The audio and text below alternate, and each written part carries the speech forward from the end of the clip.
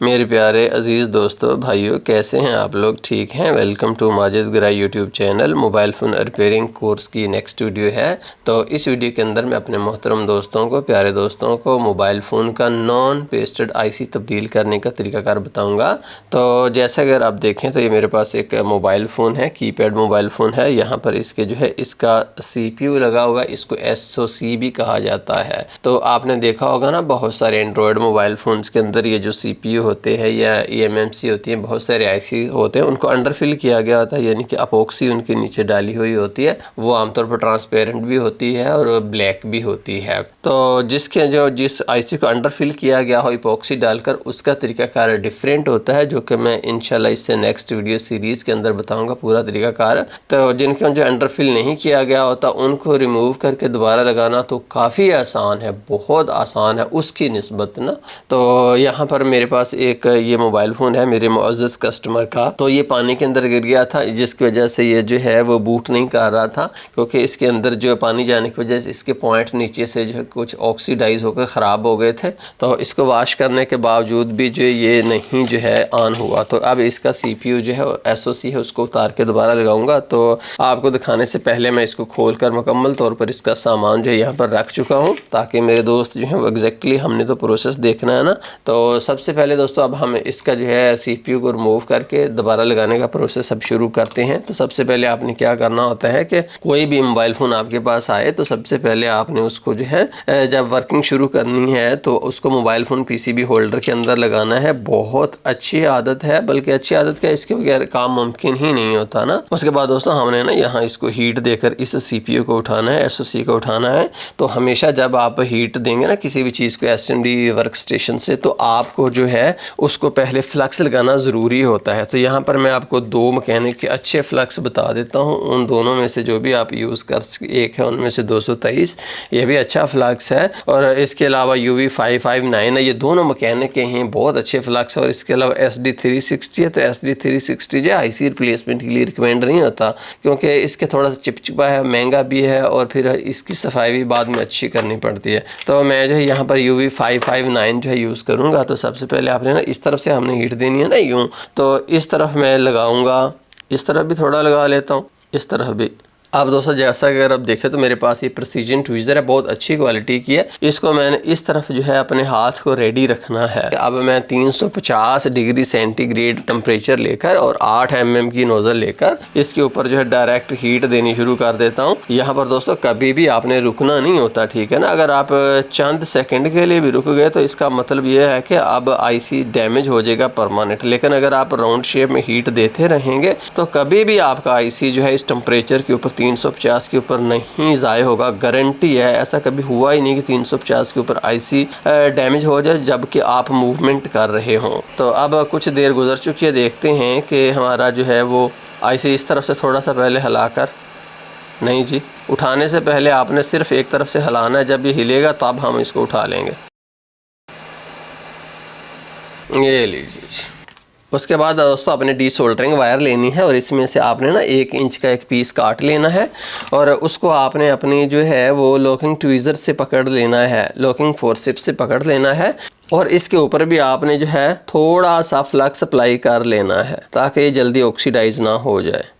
اس کے بعد دوستو جیسا کہ اگر آپ دیکھیں نا تو یہ میرے پاس مکینک کا 183 ڈگری سینٹی گریڈ کے اوپر پگھلنے والے پیسٹ ڈبیا کے اندر میں ہے، جار کے اندر ہے، اور یہ اگر آپ دیکھیں تو یہ بھی وہی چیز ہے 183 پر، یہ انجیکشن کے اندر ہے۔ جو بھی آپ کے پاس دونوں میں سے ہو نا تو وہ دراصل ایک ہی چیز ہوتی ہے، دو جگہوں کے اوپر ہوتی ہے۔ تو یہاں پر تھوڑا سا آپ نے جو ہے وہ پیسٹ لگا دینا ہے، بس اتنا سا کافی ہے۔ اس کے بعد دوستو یہ جو ہماری ڈی سولڈرنگ وائر ہے نا، اس کو ایک سمت سے ہم نے تھوڑا سا یوں بینڈ کر دینا ہے تاکہ اس کے جو دھاگے سے ہے نا وہ PCB کے اوپر چپکے نا۔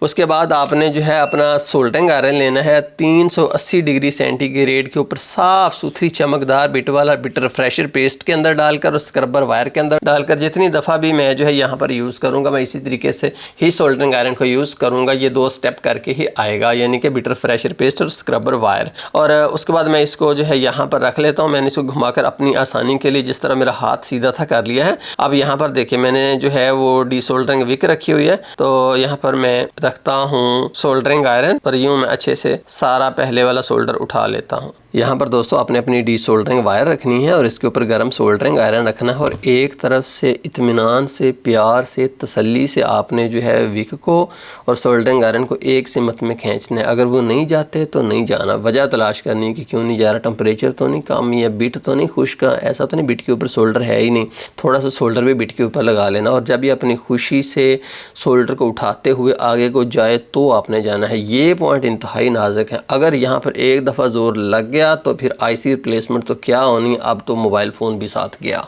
तो जैसा अगर आप देखें तो मैं प्यार से तमाम पॉइंट्स के ऊपर अपने हाथ की सिमत को जो बदलते हुए जिस तरफ मुझे इजी होता है मैं पीसीबी को घुमाकर उस तरफ कर लेता हूँ। यहाँ से तमाम पॉइंट से मैंने जो सोल्डर उठा लिया और ये पॉइंट बिल्कुल क्लियर है। उसके बाद दोस्तों जैसा अगर आप देखें तो ये लिक्विड नीडल बोतल है, इसके अंदर MBC क्लीनर है, नेफ्था है इसके अंदर। तो इससे मैं इन पॉइंट को वॉश करके अच्छे से साफ़ सुथरे कर देता हूँ। एक तरफ से मैं क्लीनर डालता हूँ, दूसरी तरफ से मैं ब्रश से इनको अच्छे से साफ़ कर देता हूँ। उसके बाद दोस्तों चाहे आप क्लीनिंग स्पॉन्ज ले लें जो स्पेशल इसी मकसद के लिए आती है, या आप थोड़ी सी रुई ले लें। आपने इसको अपने ट्वीज़र के ऊपर लपेट कर या पकड़ कर उसके ऊपर थोड़ा सा MBC क्लीनर डालकर अच्छे से तकरीबन 1 मिनट इन पॉइंट्स के ऊपर अच्छे से रब कर देना, ताकि यहाँ पर जो भी कचरा वगैरह बच गया है मज़ीद सफाई के बाद तो वो भी रिमूव हो जाए। उसके बाद दोस्तों जैसा कि अगर आप देखें तो पेन टाइप कटर मेरे हाथ में है। अब मैं तमाम पॉइंट्स का जायज़ा लेने लगा हूं एक तरफ से कि क्या तमाम पॉइंट ठीक हैं। ऐसा तो नहीं कि किसी पॉइंट के ऊपर कुछ काला सा हो, कुछ पीला सा हो, कोई पॉइंट ऊपर को उभरा हुआ हो। यहाँ पर अगर आप देखें तो ये पॉइंट बिल्कुल साथ लगा हुआ है ज़मीन के और ये थोड़ा सा ऊपर को उभरा हुआ है। इस तरफ इसके शोल्डर है थोड़ा सा, उसको मैं कट कर देता हूँ। ये लीजिए, ये मैं एंड तक पहुंच गया हूं। सारे के सारे मेरे पॉइंट जो हैं वो साफ़ सुथरे हैं। कोई एक पॉइंट ऐसा नहीं जो काला हो या पीला हो या जिसके ऊपर कुछ ऑक्सीडेशन हो या ऊपर को उभरा हुआ हो। अगर ऐसा आपको मिलता है तो फिर आपको जो अभी स्टेप मैंने किए हैं डी सोल्डरिंग वायर और फिर MBC से सफाई और फिर स्पॉन्ज से सफाई और एंड पर कटर से मुआयना, यही स्टेप रिपीट होंगे तब तक जब तक आपके पॉइंट जो हैं साफ़ सुथरे नहीं निकल आते। और याद रखिए कि इसी स्टेप्स के ऊपर, इन्हीं स्टेप के ऊपर जो है इन मोबाइल फ़ोन के जो पैड्स होते हैं इनकी भी तबाही इसी पॉइंट के ऊपर निकलती है। ये एक पॉइंट टूटा हुआ है लेकिन ये NC है, यानी कि इसके नीचे कोई पैड नहीं था, तो अगर टूट भी गया तो इसकी कोई बात नहीं। अगर ये NC ना होता तो फिर मसले की बात थी, फिर इसको रिपेयर करना पड़ना था। वो भी आगे इंशाल्लाह वीडियोस आएंगी उस चीज़ के ऊपर भी। लेकिन मोस्टली आप जब कीपैड मोबाइल फ़ोन से डील करते हैं तो वहाँ पर आपको बहुत कम पैड्स निकलने को देखने को मिलते हैं क्योंकि अंडरफिल नहीं होता। तो इस चीज़ को दोस्तों अब हम साइड पर रख देते हैं, इसका काम हमारा ख़त्म हो गया। दोस्तों ये मेरा IC है, इसको भी मैं IC होल्डर के अंदर लगा देता हूँ।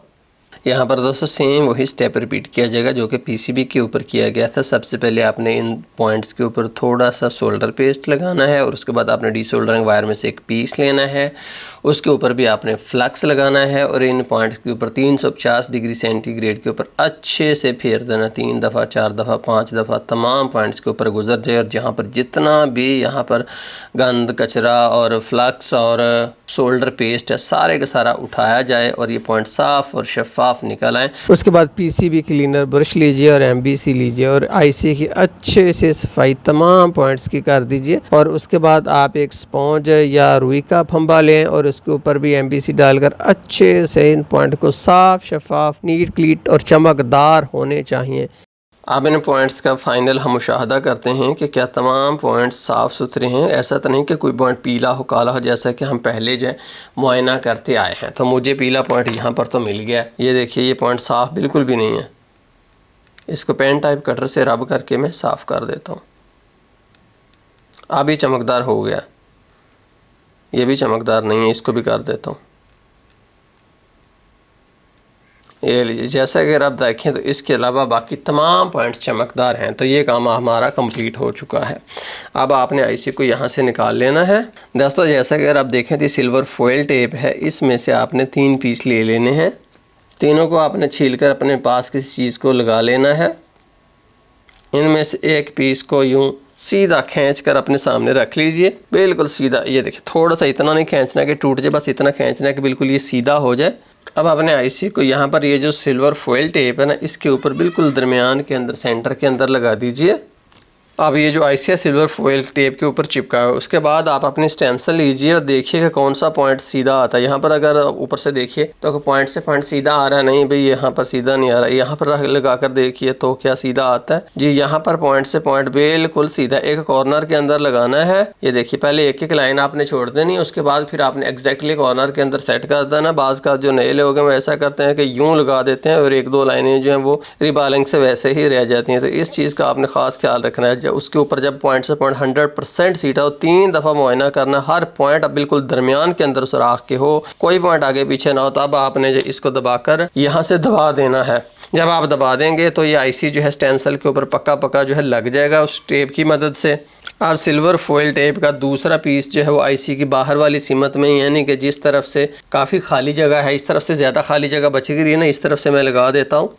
यूँ ही तीसरा पीस भी लगा दीजिए और ऊपर से देखकर मुआयना कीजिए कि क्या जो है वो अब भी हर पॉइंट सीधा है। ऐसा तो नहीं कि दोबारा टेप लगाने के दौरान ये कहीं और किसी और तरफ खिसक गया हो। जैसा अगर आप देखें तो स्टील अपनी जगह के ऊपर है। अगर थोड़ा बहुत फ़र्क हो तो आप यूं ही हाथ से प्रेस करके भी इसको आगे पीछे कर सकते हैं।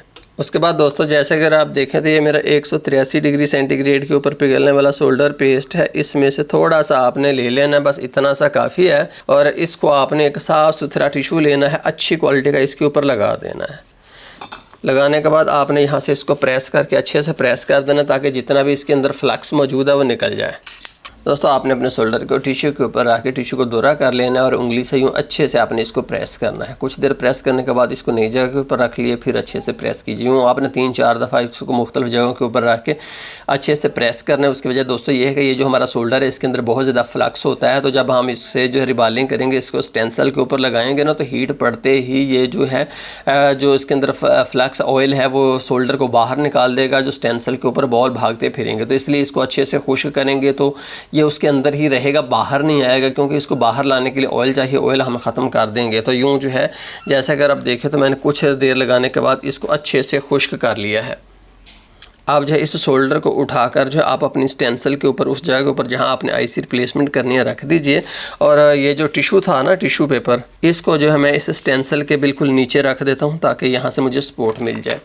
उसके बाद दोस्तों जैसा अगर आप देखें तो मेरे पास एक प्रोफेशनल ओपनिंग टूल है। इसका मॉडल है TE03। तो इसको स्क्रैपर भी पतली सी है तो बहुत अच्छा, इससे जो है वो शोल्डर फिल हो जाता है इन स्टेंसिल के अंदर। तो अब यहाँ पर मैं जो है ऐसे करता हूँ कि ये जो ओपनिंग टूल है इसको लेकर यहाँ से अच्छे से इन पॉइंट्स के अंदर जो है शोल्डर को फिल कर देता हूँ। एक सिमत से फिर दूसरी सिमत से, देखिए इस सिमत से मैंने फिल कर दिया। अब मैं साइड बदल लेता हूँ ताकि ये ना हो कि एक ही सिमत से आप करें और कुछ बॉल्स आपके रह जाएं।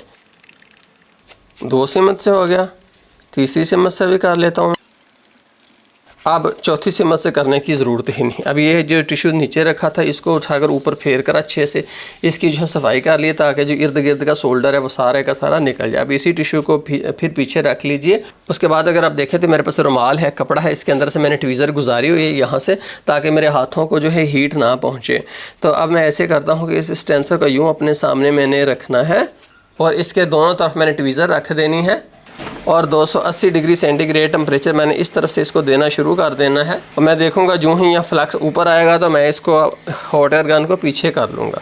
फिर देखिए फिर मैं आता हूँ, ये देखिए ये बबलिंग हो रही है तो मैं पीछे चला जाता हूँ। यूँ आपने जो चंद दफ़ा पीछे जाना, जितनी दफ़ा ये बबल बाहर आने की कोशिश करे उबले आपने पीछे चले जाना। कुछ देर के बाद ये ऐसा करना बंद कर देगा।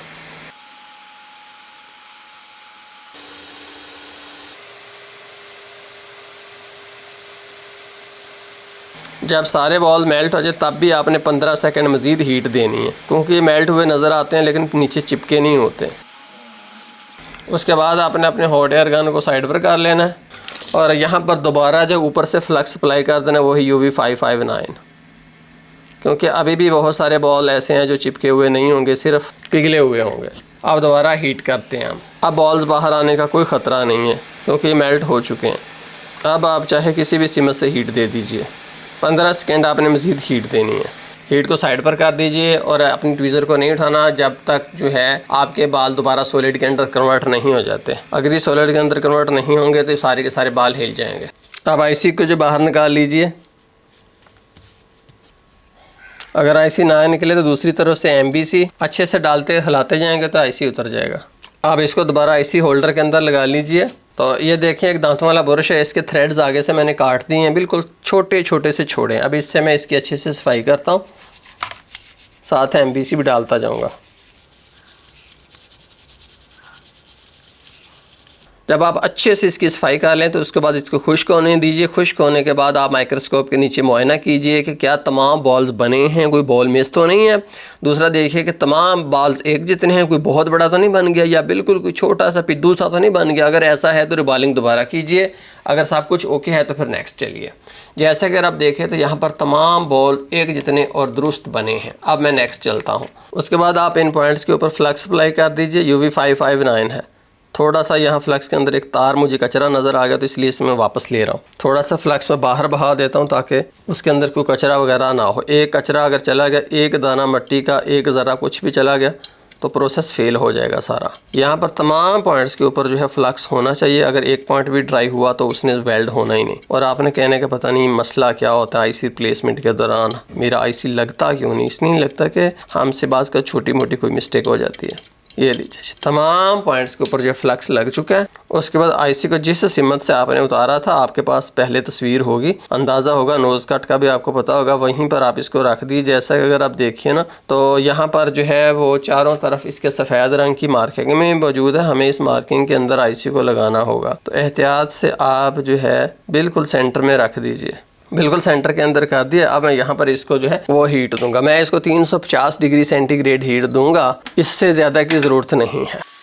کیسے پتہ چلے گا کہ اب ہیٹ دینی بند کر دینی؟ بھئی یہ اپنی جگہ سے ہلے گا، 3 منٹ کے اندر اندر یہ اپنی جگہ سے ہل کر بیٹھ جائے گا۔ اب دوبارہ فلکس بھی ڈالنے کی ضرورت نہیں ہے، بس ایک دفعہ جو ڈال دیا وہ کافی ہے۔ کسی ایک کارنر کے اوپر آپ نظر رکھ لیں گے نا تو آپ کو نظر آ جائے گا جب یہ ہلے گا۔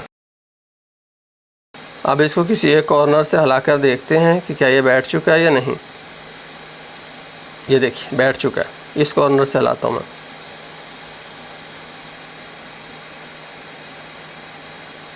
یہ لیجیے 3 کارنر سے میں نے اس کو ہلا دیا، 2 کارنر سے ہلانا مسٹ ہے۔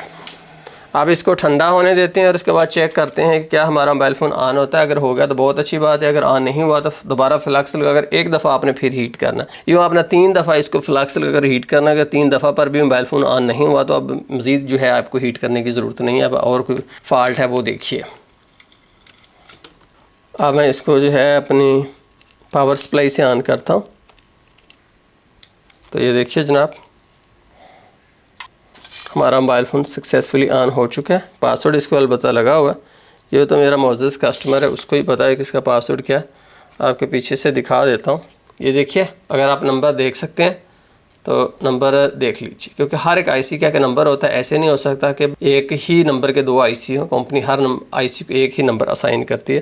یہ دیکھ لیجئے نمبر اور یہ دیکھ لیجئے موبائل۔ ایسا نہیں ہوتا کہ بعض کا دوست کہتے ہیں کہ یار فون ہی چینج کر دیتے ہو آپ لوگ، تو یہ دیکھیے اچھی۔ تو دوستوں یہ تھا IC ریپلیسمنٹ کا طریقہ، مجھے امید ہے کہ آپ کی سمجھ میں آیا ہوگا، لیکن یہاں پر مختصر میں بتا دیتا ہوں کہ پریکٹس بہت ضروری ہے، ایسے ایک دن میں نہیں آ جاتا، کم از کم 50 دفعہ پریکٹس اس کی مسٹ ہوتی ہے۔ آپ ڈائریکٹ جو اسمارٹ فون سے شروع نہ ہوئیے گا، کسٹمر کے موبائل فون سے شروع نہ ہوئیے گا، کباڑ سے شروع ہوئیے گا، کباڑ والے PC بھی لے کر اس کے IC جو ہے ریبال کر کے لگائیں۔ جب آپ کو 5-10 دفعہ پریکٹس کریں گے تب آپ آن موبائل جو صحیح چلتا ہے اس کے اوپر بھی پریکٹس کریں گے تو انشاءاللہ آپ کو جو IC ریپلیسمنٹ آ جائے گی۔ IC ریپلیسمنٹ سب سے زیادہ اسکل اور پریکٹس کی ضرورت ہوتی ہے۔ بہت شکریہ ماجد گرائی یوٹیوب چینل دیکھنے کا، اللہ حافظ۔